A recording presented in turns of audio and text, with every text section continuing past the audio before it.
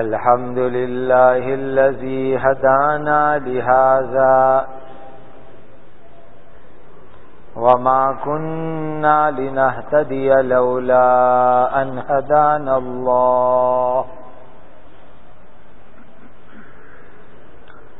أشهد أن لا إله إلا الله وحده لا شريك له وأشهد أن سيدنا وشفيعنا ومولانا محمدا عبده ورسوله صلوات الله تبارك وتعالى عليه وعلى آله وأصحابه وذرياته وأهل بيته وأهل طاعته وبارك وسلم تسليما كثيرا كثيرا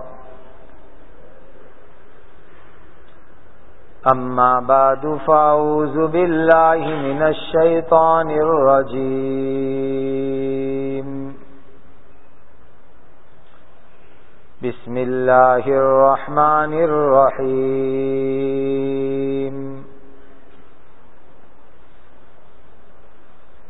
إن الحكم إلا لله صدق الله مولانا العظيم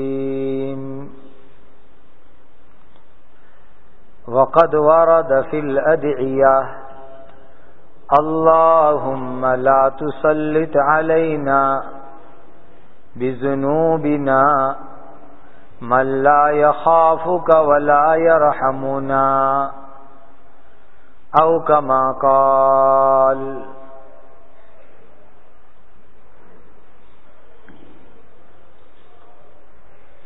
اللہ سبحانہ و تعالی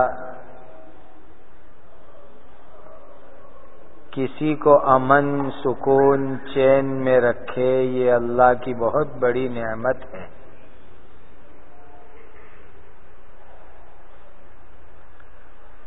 جتنی بھی راحت، آرام اور موج مزے کی زندگی ہے، ان سب کا مدار امن سکون اور چین کے ماحول پر ہے۔ اللہ کے فضل و کرم سے مسجدیں آباد ہے، عبادت خانے آباد ہے، ہم بہت خیریت عافیت سے نماز پڑھتے ہیں، دینی مجلسیں ہو رہی ہے، ہمارے بچے بچیاں مکتب میں مدرسے میں دین کی تعلیم حاصل کر رہے ہیں۔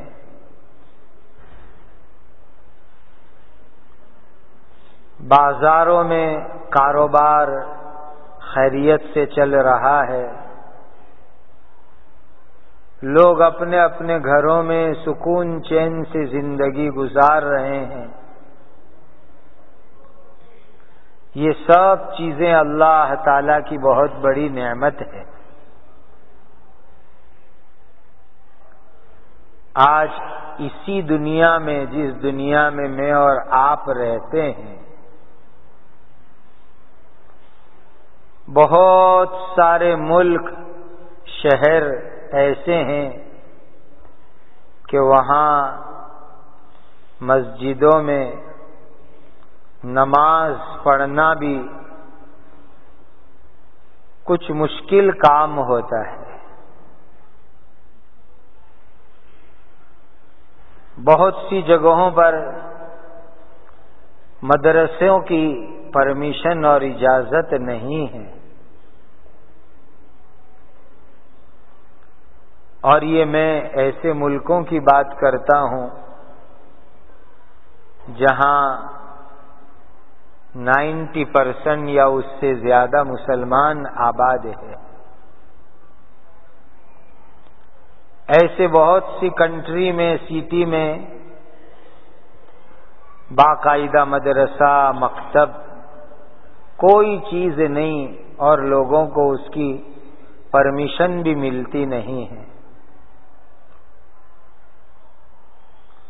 بہت سی جگہوں پر مسجد ہے، مدرسے ہیں،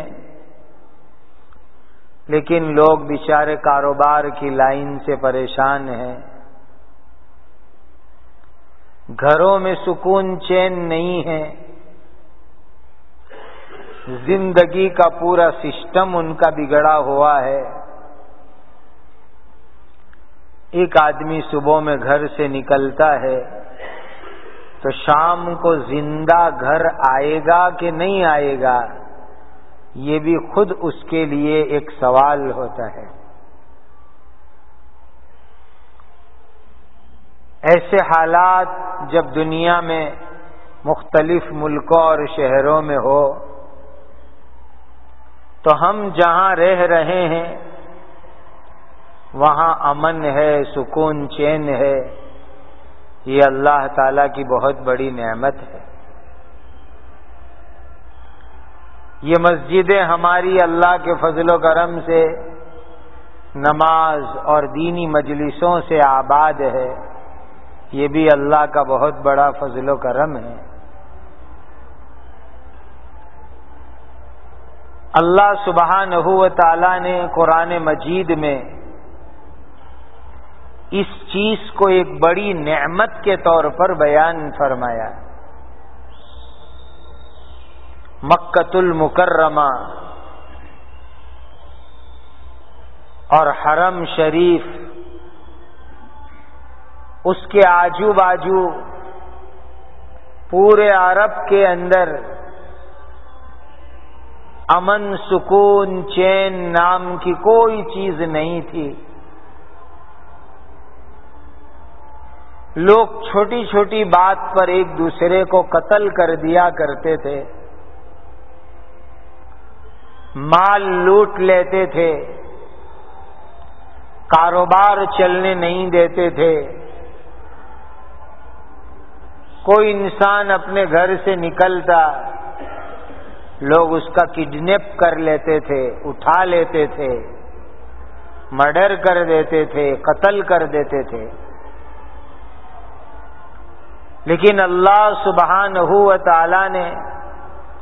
حرم کی برکت سے، کعبہ کی برکت سے مکہ شہر کو امن عطا فرمایا، سکون چین عطا فرمایا، وہاں کے رہنے والوں کو امن عطا فرمایا، سکون چین والی زندگی عطا فرمائی۔ اور اس چیز کو اللہ نے قرآن میں نعمت کے طور پر بیان فرمایا، بہت صاف لفظوں میں نعمت گنوائی۔ وَيُتَخَطَّفُ النَّاسُ مِنْ حَوْلِهِمْ، کہ مکہ کے آجو باجو میں رات دن کڈنیپ کے کیس ہوتے ہیں، لوگ چھوٹی چھوٹی باتوں میں ایک دوسرے کو قتل کر دیتے ہیں، اور اللہ نے اس مکہ شہر میں کعبہ کی برکت سے تم کو امن سے رکھا، سکون چین کے ساتھ رکھا۔ اللہ تعالیٰ کی اس نعمت کے اوپر شکریہ ادا کرو۔ اور یہی سبق اللہ نے سورہ لإلاف قریش میں ہم کو سنایا۔ آخری آیت سورہ لإلاف قریش کی یہی ہے کہ فَلْيَعْبُدُوا رَبَّ هَذَا الْبَيْتِ الَّذِي أَطْعَمَهُم مِّن جُوعٍ وَآمَنَهُم مِّن خَوْفٍ، کہ پورے عرب میں لوگ بھوکے مر رہے ہیں، کھانے پینے کا سامان نہیں ہے، اللہ نے مکہ کی کعبہ کی برکت سے، اے مکہ والو تم کو اللہ نے کھانا کھلایا، اطعمہم من جوع، اور پورے عرب کے اندر جو خطرناک ماحول ہے، اللہ نے کعبہ کی برکت سے تم کو خوف سے بچا کے رکھا، ڈر سے بچا کے رکھا، گھبراہٹ سے بچا کے رکھا، اور بہت سکون کی زندگی اللہ نے تم کو مکہ میں عطا فرمائی۔ تو اللہ تعالیٰ قریش خاندان کے لوگوں کو شکر کرنے کی دعوت دیتے ہیں۔ قریش کعبہ کے متولی لوگ تھے۔ کعبہ اور حرم شریف کی جو کمیٹی تھی، یہ پوری کمیٹی، مینجمنٹ بورڈ پورا قریشی لوگوں کا تھا۔ تو یہ قریش فیملی کو اللہ تعالی اپنی بڑی نعمت یاد دلا رہے ہیں کہ جہاں پورے عرب میں لوگوں کو کھانا ملتا نہ ہو، لوگ بھوکے مرتے ہو، اللہ نے تم کو کعبہ کی برکت سے کھلایا پلایا، اور سب جگہ مارا ماری قتل کا ماحول ہے، اللہ نے کعبہ کی برکت سے تم کو امن سکون سے رکھا۔ جو بات اللہ نے مکہ کے قریشی کافروں کو بیان فرمائی تھی، آج کے زمانے کے اندر وہی بات آپ کے لیے اور میرے لیے ہے کہ آج دنیا کے اندر یہ منی کرائسس کے حالات میں بہت سی جگہوں پر انسان ایسے ہیں کہ جو بھوکے مر رہے ہیں، کھانا ان کے پاس نہیں ہے، اور بہت سے ایسے ہیں کہ ان کے پاس ظاہر میں کھانے پینے کا سامان ہے، رہنے کا گھر ہے، لیکن اندر سے بہت بڑے بڑے قرضوں میں ڈوبے ہوئے ہیں۔ بہت سے ملکوں کا حال ایسا ہے کہ آدمی رات کو گھر سے باہر نہیں نکل سکتا، دن میں نکلے تو بھی خطرات لگے رہتے ہیں۔ اللہ تعالیٰ نے آپ کو اس ملک میں، اس شہر میں بہت امن اطمینان کے ساتھ رکھا ہے۔ ماشاءاللہ مسجدیں ہیں، عبادت خانے ہیں، نمازی بھرے ہوئے ہیں، مدرسے چل رہے ہیں، ہماری عورتیں برقعے اور پردے کے ساتھ بے دھڑک آتی جاتی ہے، چھوٹے چھوٹے بچے بھی ماشاءاللہ آتے جاتے ہیں، جماعتیں آتی ہے، علماء آتے ہیں، دینی مجلسیں ہوتی ہے، کاروبار ہو رہے ہیں، کھانے پینے کی ہر نعمت اللہ نے عطا فرمائی ہے۔ یہ اللہ تعالیٰ کا بہت بڑا فضل و کرم ہے۔ اس پر خوب اللہ تعالیٰ کا شکر ادا کرو، اور اس نعمت کا شکریہ یہی ہے کہ ہم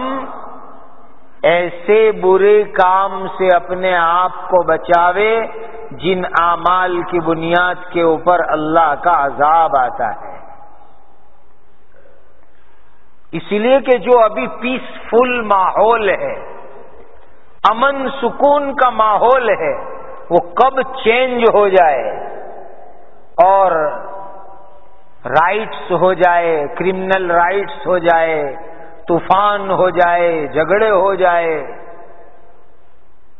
ایسا دنیا کے اندر دوسری جگہوں پر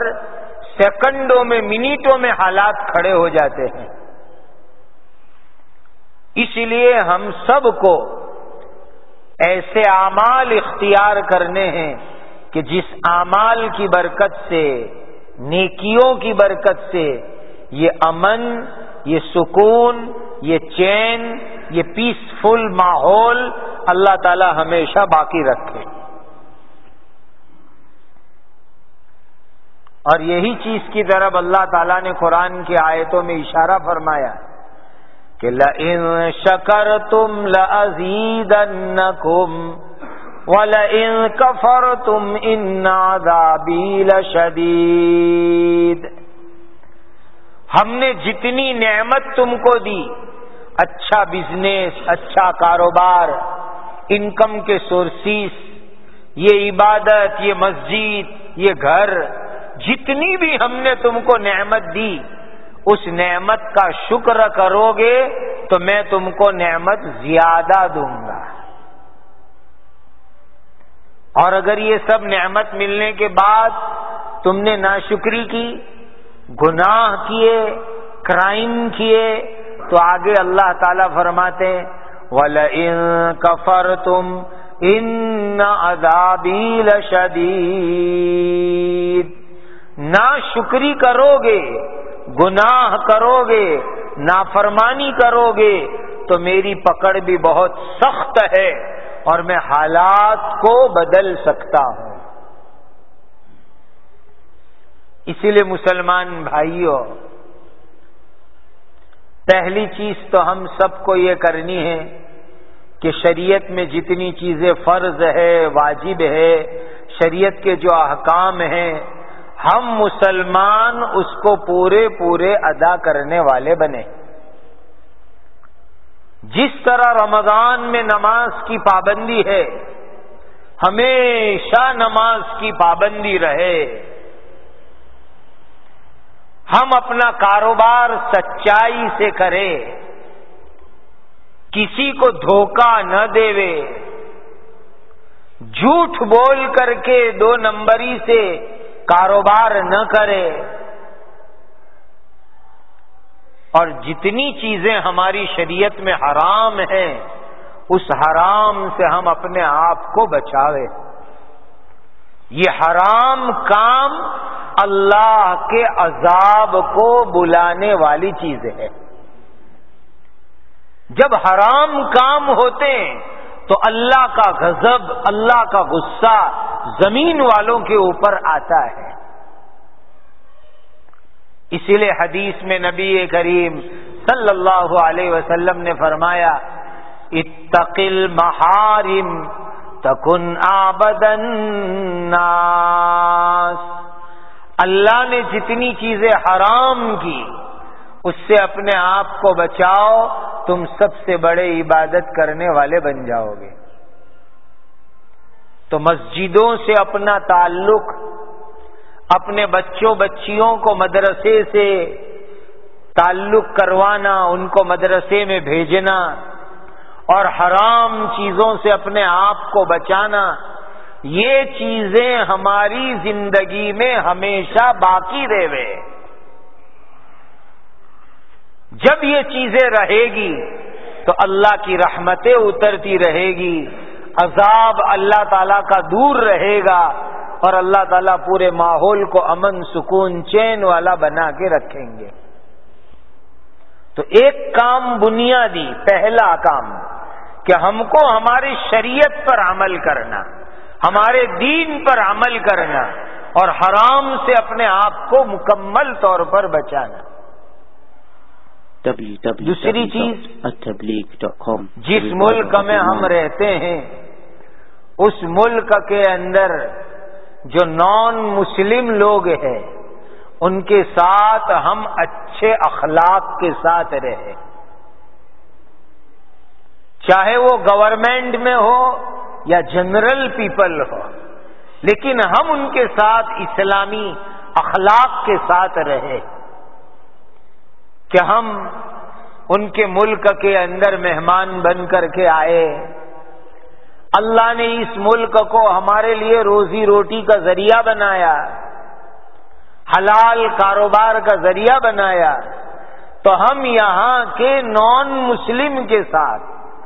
اور دوسرے لوکل مسلمانوں کے ساتھ ہم اچھے اخلاق کے ساتھ پیش آوے. حضرت نبی کریم صلی اللہ علیہ وسلم جب ہجرت کر کے مدینہ پاک تشریف لے گئے تو مدینہ میں یہودی کمیونٹی بہت بڑی تھی، کافر مشرک کمیونٹی بھی بہت بڑی تھی. تو سب سے پہلے نبی کریم صلی اللہ علیہ وسلم نے مدینہ منورہ جانے کے بعد ان کے ساتھ ایگریمنٹ کیا، قول و قرار کیا، کیسے ہم مل جل کے رہیں گے، اچھے اخلاق سے رہیں گے، آپس میں لڑائی جھگڑے نہیں کریں گے،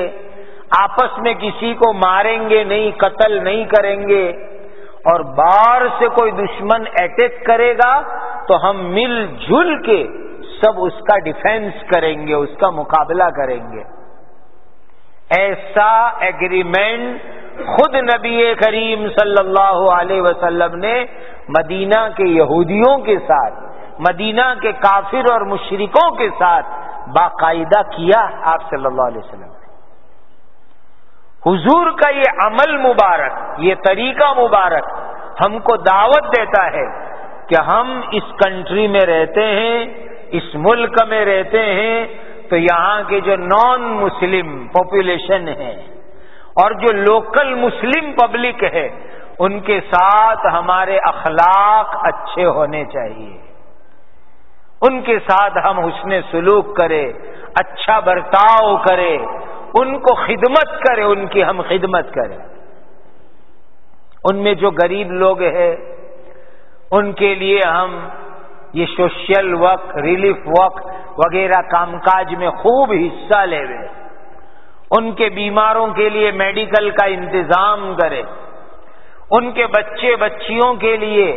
اچھی دینی تعلیم کا ہم لوگ نظام بناویں، اور ہم ان کی تکلیفوں میں، غم میں ہم پورا سپورٹ کریں، ان کی مدد کرنے والے بنیں۔ ان کو یہ ہونا چاہیے کہ یہ ایشین مسلمان جو ہمارے ملک میں آ کے رہتے ہیں انہوں نے ہمارے ساتھ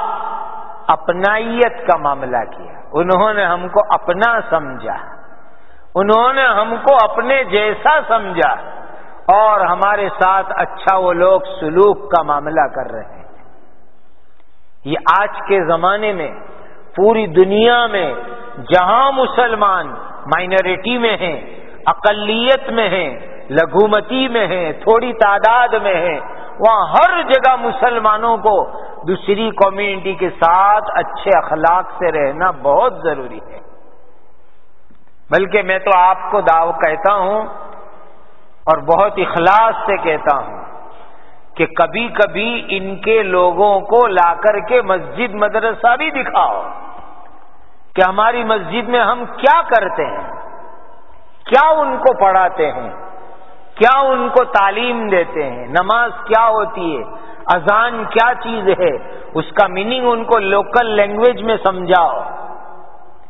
اور مسجد کے اندر اچھے کام ہوتے ہیں وہ بھی کبھی کبھی ان کو دکھلانا چاہیے۔ اور یہ چیز خود نبی کریم صلی اللہ علیہ وسلم کی زندگی میں موجود ہے۔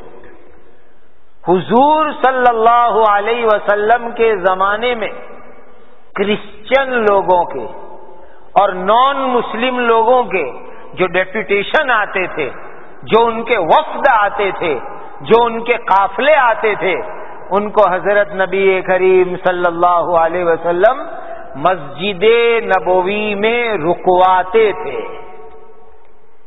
وہی ان کا مہمان خانہ ہوتا تھا، وہی ان کا گیسٹ ہاؤس ہوتا تھا، اور بڑے بڑے کافر لیڈروں کو مسجد نبوی میں نبی کریم صلی اللہ علیہ وسلم نے 3 دن تک باقاعدہ مسجد میں رکھا۔ جب انہوں نے مسجد کا ماحول دیکھا، مسجد کے اندر جو ساری ایکٹیویٹیز دیکھی، تو اس کا اثر ان کے اوپر ایسا ہوا کہ وہ بڑے بڑے کٹر کافروں نے ایمان کو قبول کر لیا اور اسلام میں داخل ہو گئے۔ اس لیے ہم لوگوں کو اس طرح کے کام،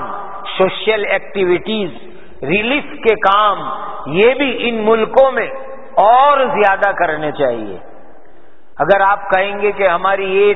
یہ لوگ کر رہے ہیں، یہ لوگ کر رہے ہیں، یہ تنظیمیں، وہ تنظیمیں، یہ کمیٹی، وہ کمیٹی، اور کرنے کی ضرورت ہے، اس کو اور زیادہ بڑھانے کی ضرورت ہے، اور ان کے ساتھ اچھا خدمت کا، حسن سلوک کا برتاؤ ہم لوگوں کو کرنا چاہیے۔ ایک اور بہت ضروری کام ایسے ملکوں میں رہنے والے مسلمانوں کے لیے کہ اسلامک ماحول کی باقاعدہ ہماری ایک اسکول ہونی چاہیے، اسلامی ماحول کی۔ مسلم مینجمنٹ کی اسکول ہونے سے کام نہیں چلتا،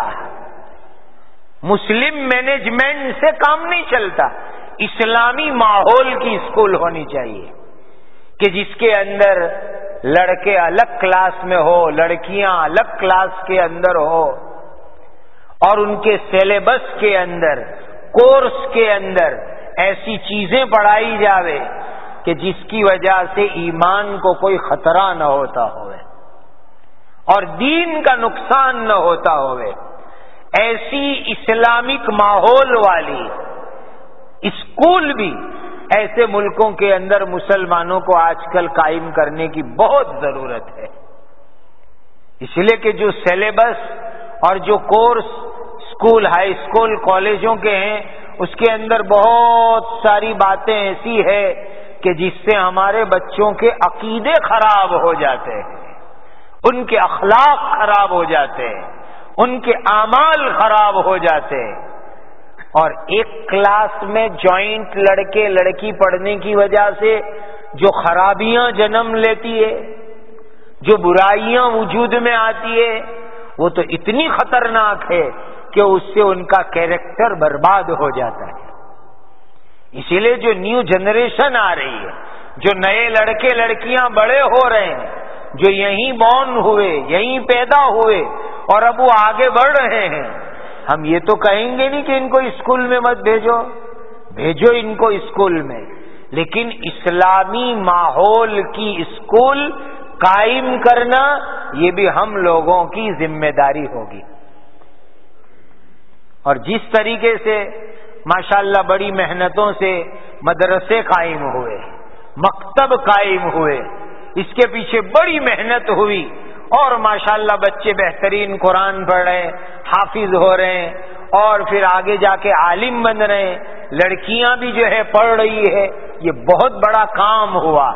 اللہ تعالیٰ اس کام کو قیامت تک ترقی کے ساتھ باقی رکھے۔ لیکن اب اس لائن سے بھی محنت کی ضرورت ہے کہ اسلامی 100% ماحول کی ایک اچھی کوالٹی کی، کہ جس کے اندر اسکول کی تعلیم بھی ٹاپ کوالٹی کی ہو اور ماحول بھی اس میں پورا اسلامی ہو، ایسی ٹاپ کوالٹی کی اسکولیں، ہائی اسکول، کالجز، اور خدا کرے کہ یونیورسٹیاں بھی قائم ہو جائے۔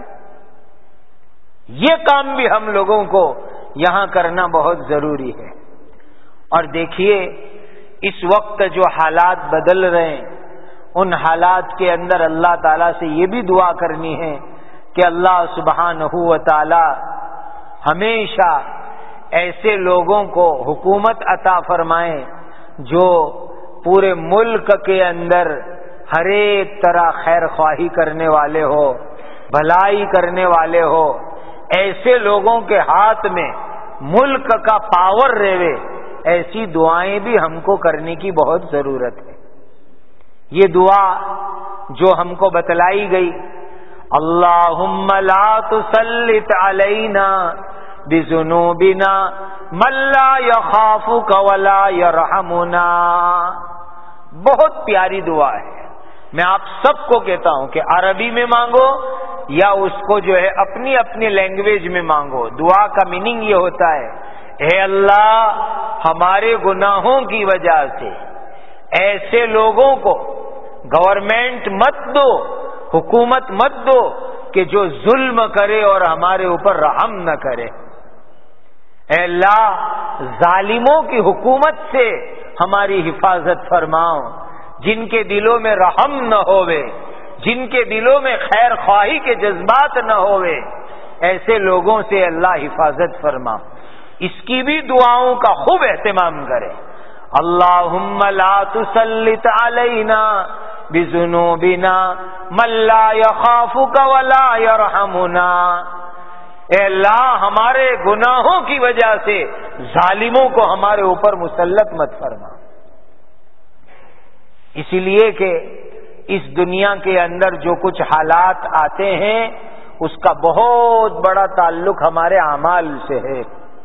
فیصلہ تو اللہ کا چلے گا، ان الحکم الا للہ، فیصلہ تو اللہ کا چلے گا،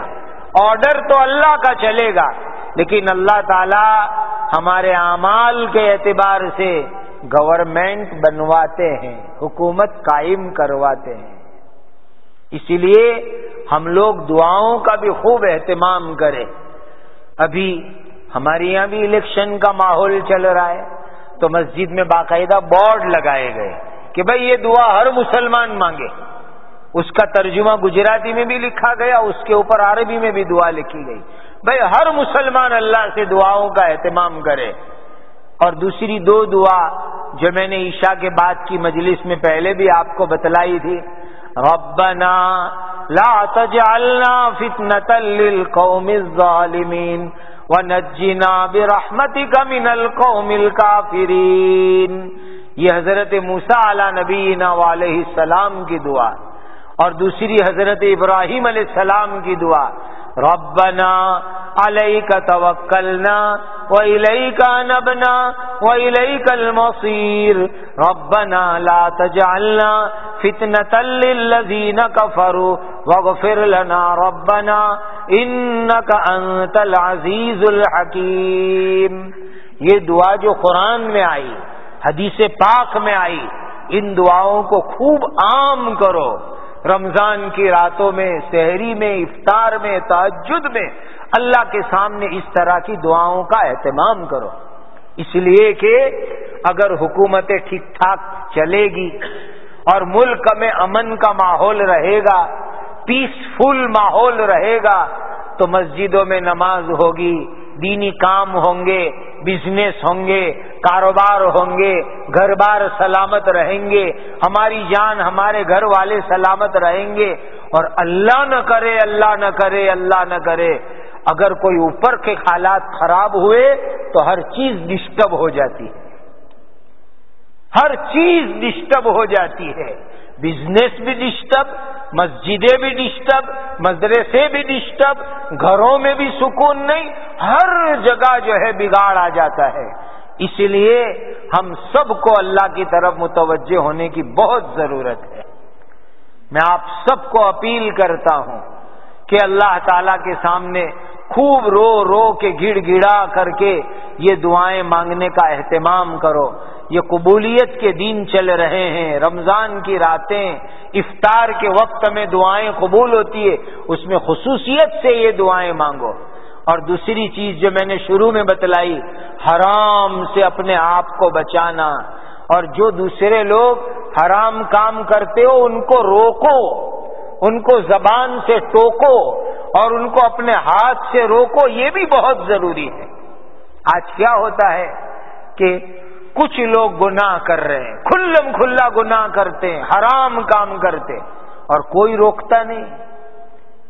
کوئی روکنے والا نہیں۔ تو پھر روایتوں میں آتا ہے کہ جب لوگ کھلم کھلا اوپنلی حرام کام کرے اور کوئی روکنے والا نہ ہو تو پھر اللہ تعالیٰ کا عذاب آتا ہے، اور خدا کے عذاب کو کوئی نہیں روک سکتا۔ اس لیے جس طرح ہم حرام سے بچے،